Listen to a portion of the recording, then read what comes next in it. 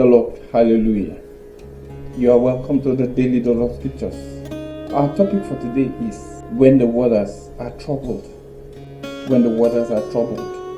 The troubling of the water, like we discussed some time ago, may appear to be maybe like a situation of confusion or an unpleasant situation. It's like when you have a ship going at sea and there's a heavy storm. That's not necessarily the most pleasant situation. Or what happens when the waters are troubled? John chapter 5, verse 1 to 4. After this, there was a feast of the Jews, and Jesus went up to Jerusalem. Now there is in Jerusalem by the sheep gate a pool, which is called in Hebrew Bethesda, having 5 porches. In this lay a great multitude of sick people, blind, lame, paralyzed, waiting for the moving of the water. For an angel went down at a certain time into the pool and stirred up the water. Then whoever stepped in first after the stirring of the water was made well of whatever disease he had. Now a certain man was there who had an infirmity 38 years. We recall the case of this man who was by the pool, waiting for the waters to be stirred up, for a turning of the waters. Because the Bible tells us that every year when an angel came, an angel would stir the water. That was some divine providence. Somehow they found out that when the angel had turned the waters, first person to step in will get healed. Thank God for Jesus, who brought mass healing and did not require for an annual anniversary of water stirring before people could get healed. He dished it out by the truckloads. Everywhere he went, he healed people, he cast out devils, he delivered the oppressed, he opened blind eyes, he performed many miracles. Many things that felt impossible or that people never imagined could happen. Jesus took care of them, just like he said taking care of them today. So when the angel troubled the water, we see that people got healed. When we face unpleasant situations, we may feel down. When things are not going the way we expect, when things are not going our way, we may feel downcast, discouraged, oppressed, or frustrated. Sometimes we could feel overwhelmed. However, we must remember that God can bring out positives out of our unpleasant situations.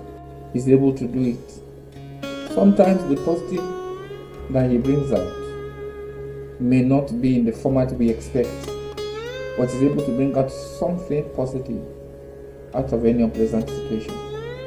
When we go through unpleasant situations or unpleasant circumstances, or find ourselves in situations that we dislike, maybe something happened that we felt was a loss, we should remember that we are in good company, because it had happened to people like us before, great people like we will see. For example, in John chapter 9 verse 1 to 3, the Bible makes us understand that a man was born blind so that the disciples could see Jesus create eyes and glorify God.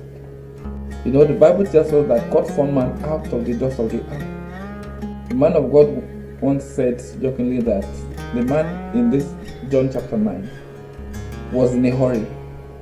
He didn't wait for eyes. So at this point, Jesus created the eyes and spat in the ground, molded the eye from the mud.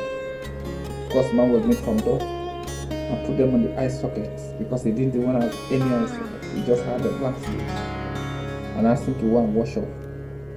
And he came back seeing the eyes were there.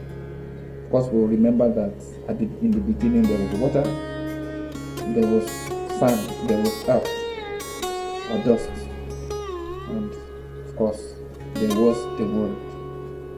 So, if the man had not been born blind the way he was, well, Jesus performed many miracles, but the disciples would not have seen Jesus create eyes.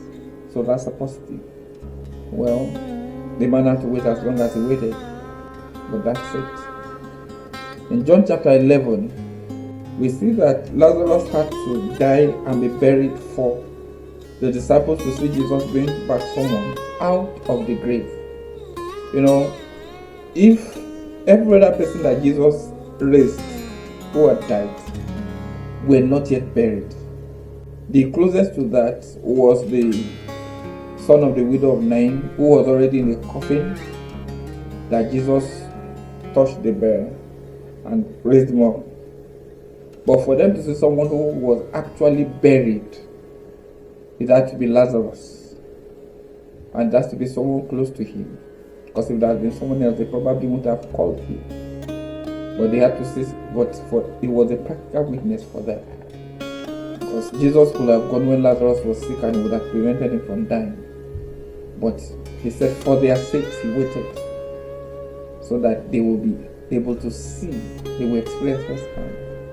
It was a positive for the disciples. Now their faith will have been further strengthened by the fact that Jesus told them that he would die and rise up again the third day.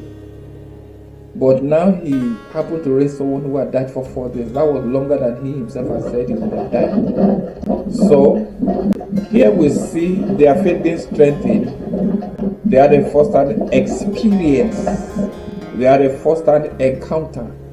They could see that if Jesus could raise Lazarus from the dead after he had been dead 4 days, if he would die, he definitely will rise again. The third day is not as far as the fourth day. Well, that's my human reasoning. But we can see the trend, the basis. So there was something they could hold on to. Thank God for Lazarus, for Jesus stepped in and brought him back to life. He put an end to the tears of his family and loved ones. And things got back to normal. In Matthew chapter 2 verse 13 to 23, see that Jesus had to be taken to Egypt as a baby when Joseph brought him back. I believe after about 2 years or thereabouts, after Herod that was seeking his life had died.